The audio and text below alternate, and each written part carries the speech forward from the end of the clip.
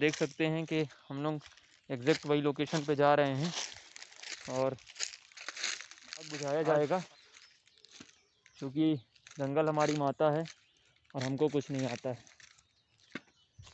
चलिए फिर आग बुझाने की जर्नी में स्टार्ट करते हैं। Get ready for action. देख सकते हैं आप आग किस तरीके से लगी हुई है। अरे कुन्नू को ले आना था किसान।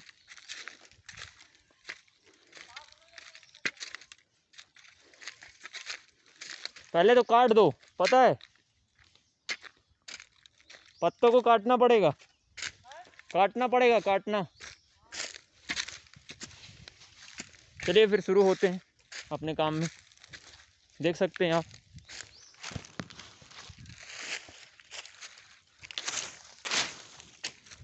ये आप देख सकते हैं मैं और किशन शर्मा हम दोनों आग की लपटों को ख़त्म कर रहे हैं।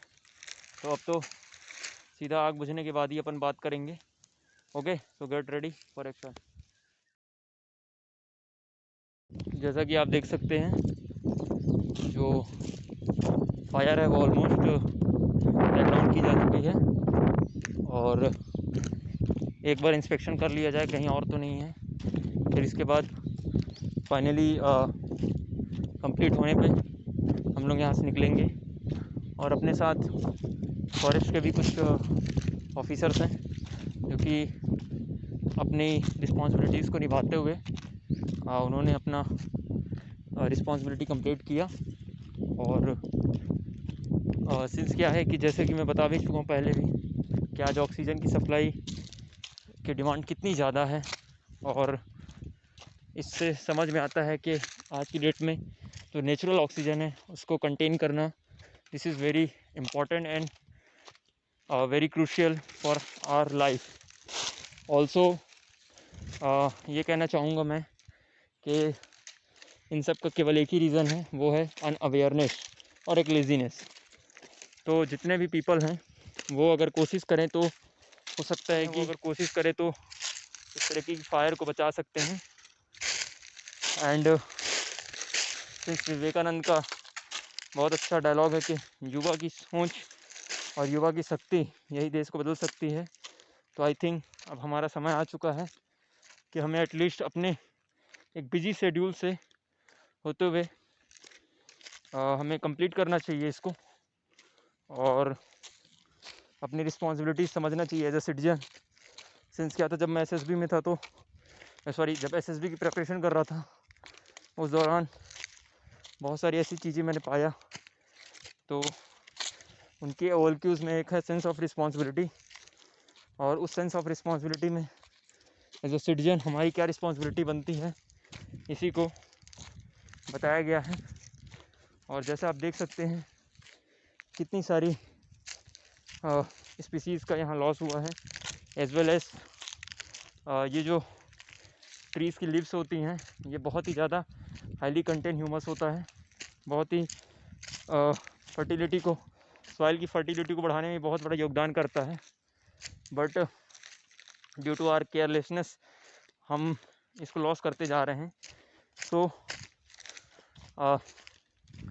The ultimately what is the main reason behind this type of activity, and I'm definitely sure that this is the lack of awareness and we have to address all those solution. So and also we have to uh, spread awareness among the citizen, so ultimately uh, we can save our trees, our biodiversity, as well as our earth. And the most important thing is in today's situation that every patient wants oxygen. So you know that uh, trees inhale oxygen after the respiration and after the photosynthesis process.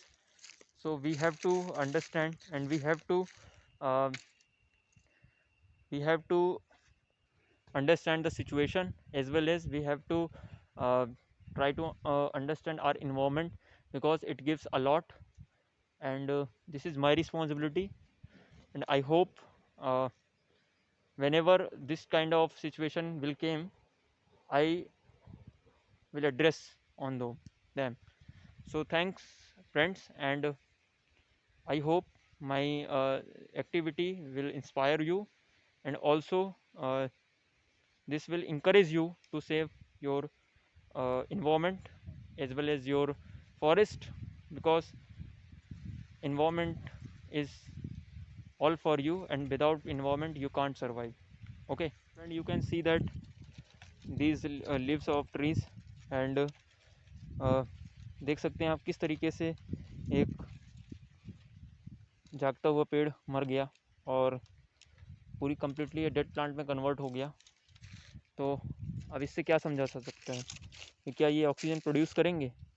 Never. तो हमें ये समझना चाहिए जब कभी forest fire हो, तो criticism करने से पहले हमें ये समझना चाहिए कि this is our country, this is our environment, and you can see that what is the disaster. So this is our forest, this is our country, and before criticism we have work on those problems, these problems, and जब तक ये नहीं करेंगे तब तक हम कोई भी सॉल्यूशन में नहीं पहुंच सकते। ओके, हमने ऑलमोस्ट कंप्लीट कर लिया, ऑलमोस्ट नहीं, हमने कम्प्लीटली इस फायर को स्टॉप कर दिया।